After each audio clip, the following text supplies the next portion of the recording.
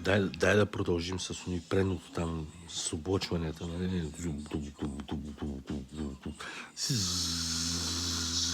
Едно горище с такова, с горелка, нали? С оксиген такова.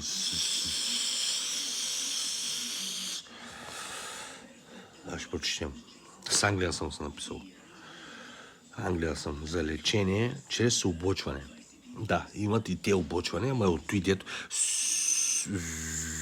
не е дзум-дзум, аз ще кажа като Франция, по-специални са там. Максимум 21, аз даже направо им дам насока на тези.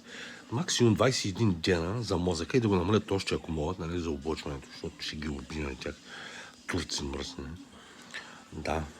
Там полицаите грешни са 22-ма. Съм ги сметнал тук по една формулка. 22 полицаи грешни в Англия. Значи, с Англия съм написал за лечение чрез облъчване.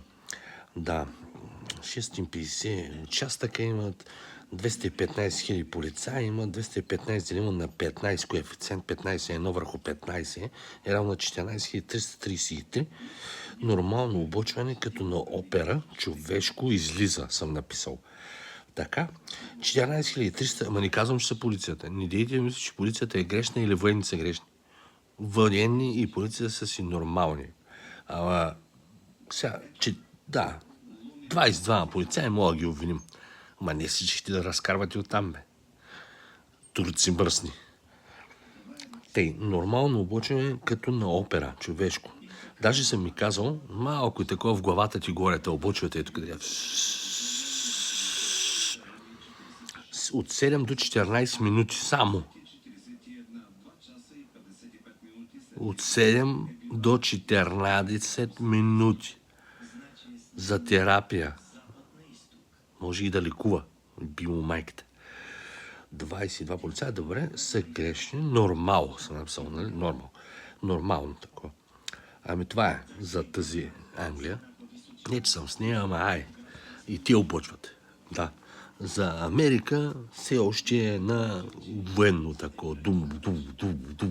Ма никой не го ползва. Май е забранено да го ползват. Да.